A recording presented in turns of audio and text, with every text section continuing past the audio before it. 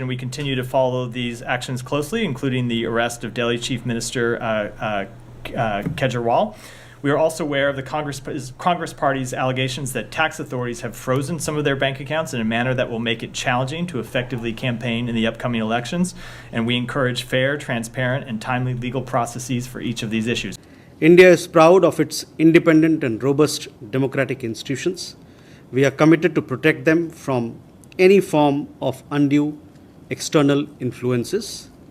Mutual respect and understanding form the foundation of international relations, and states are expected to be respectful of the sovereignty and internal affairs of others. So there is a new controversy in town, and again this time involving the State Department spokesperson Matt Miller. The guy continues to dominate news agenda, all for the wrong reasons. This time he's been blasted off by his counterpart in India, basically the Indian Ministry of External Affairs spokesperson Rifat Jawaid.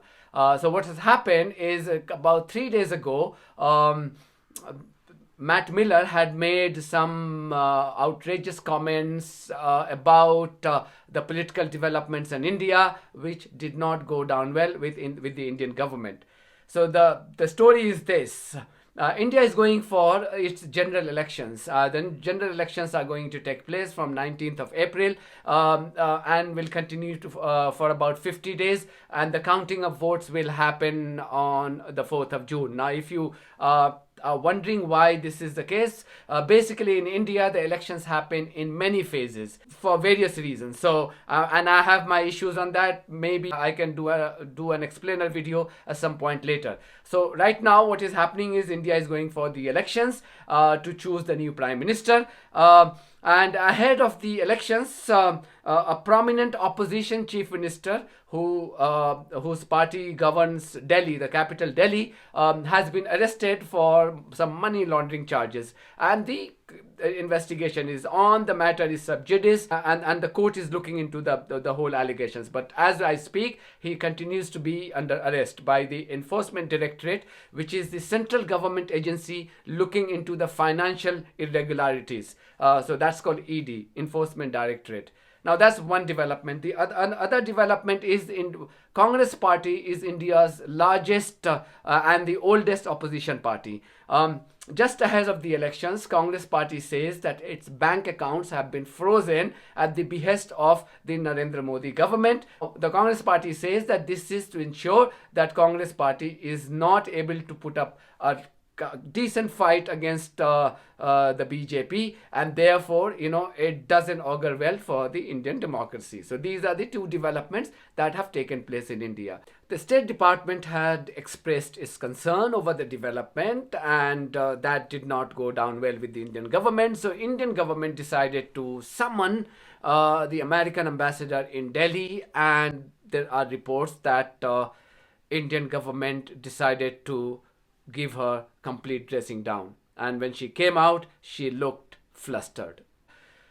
Now, this question was asked by a journalist in the regular State Department briefing, and it was posed to Matt Miller. Matt Miller went on to give lecture to India and how India should follow the fair and proper legal process, and in terms of the the Congress's bank account being frozen, and for the opposition chief minister, whose name is Arvind Kejriwal, his arrest, he said that the State Department and his country are monitoring the development very closely. Thank you, Matt. What is your response to India's summoning of the US diplomat over comments regarding the arrest of Delhi's Chief Minister Kejriwal? And how do you view the recent political turmoil in India, including the freezing of the opposition party's bank account, as the Amnesty International described the situation? Crackdown on opposition reaches a crisis point ahead of national elections. So with respect to the second question, we continue to follow these actions closely, including the arrest of Delhi Chief Minister Kejriwal. We are also aware of the Congress Party's allegations that tax authorities have frozen some of their bank accounts in a manner that will make it challenging to effectively campaign in the upcoming elections, and we encourage fair, transparent, and timely legal processes for each of these issues. With respect to your first question, I'm not going to talk about any private diplomatic conversations, but of course, what we have said publicly is what I just said from here, that we encourage fair, transparent, timely legal processes. We don't think anyone should object to that, and we'll make the same thing clear privately. So the Indian the government's Ministry of External Affairs spokesperson was asked this question this morning, and he was in no mood to take that lecture from America. Yesterday, India had lodged its strong objection and protest with the senior official from the US Embassy with regard to the comments made by the US State Department. The recent remarks by the State Department are unwarranted. Any such external imputation on our electoral and legal processes is completely unacceptable. In India, legal processes are driven only by the rule of law. Anyone who has similar ethos, especially fellow democracies, should have no difficulty in appreciating this fact. India is proud of its independent and robust democratic institutions. We are committed to protect them from any form of undue external influences. Mutual respect and understanding form the foundation of international relations, and states are expected to be respectful of the sovereignty and internal affairs of others. Now, in normal days, in olden days, you would have appreciated America for taking keen interest in establishing right kind of democracy. But America stands exposed now. I mean, the Palestinian tragedy has exposed America, that America is not an impartial player in the world. America is extremely biased and extremely hypocrite nation. So it has absolutely no moral authority to lecture anybody else in the world about democracy, about rule of law, about freedom of speech. Absolutely not. This is exactly what I said in my last video, and I repeat that. So, I mean, nobody is sympathizing with America. That the Indian government Ministry of External Affairs spokesperson has actually, given a test of America's own medicine. And why not? India is a resurgent country, whilst like in a so-called developed nations, the poverty is at its peak. I mean, where I live in the UK, the people are struggling to heat their house. They have to make a difficult choice between heating the house or eating, and that's because of the corrupt politicians. And partly it's also because of their own doing, because they have chosen these corrupt politicians to rule them.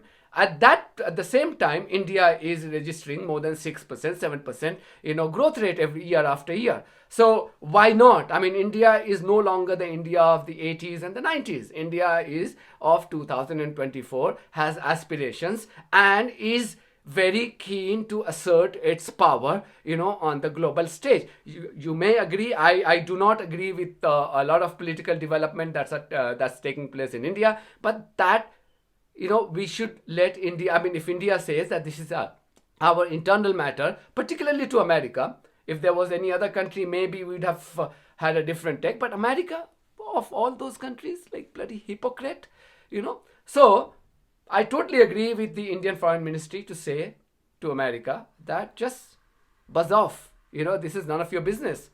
And even if it was, you have no moral authority to lecture us on the fair and proper legal procedure.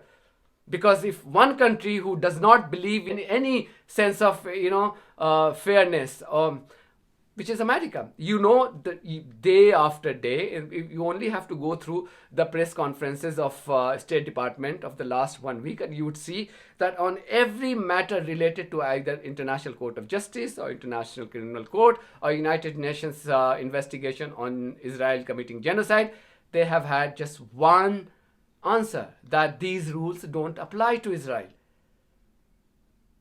They are all signatory to international laws, and yet they have the audacity to say that these rules don't apply to Israel. So if it doesn't apply to Israel, clearly it shows your disdain towards laws. Now, how on earth can you then lecture other countries, about following the legal process or, sort of legal procedures? So I completely, stand with India on this issue, and it's time that countries around the world, started hitting back America where it hurts them most. That, tell them that you have no moral standing and no moral authority to lecture us on democracy or freedom of speech. Thank you very much. If you haven't subscribed to our channel, please do so, because that's one of the many ways you can support independent journalism. God bless you all.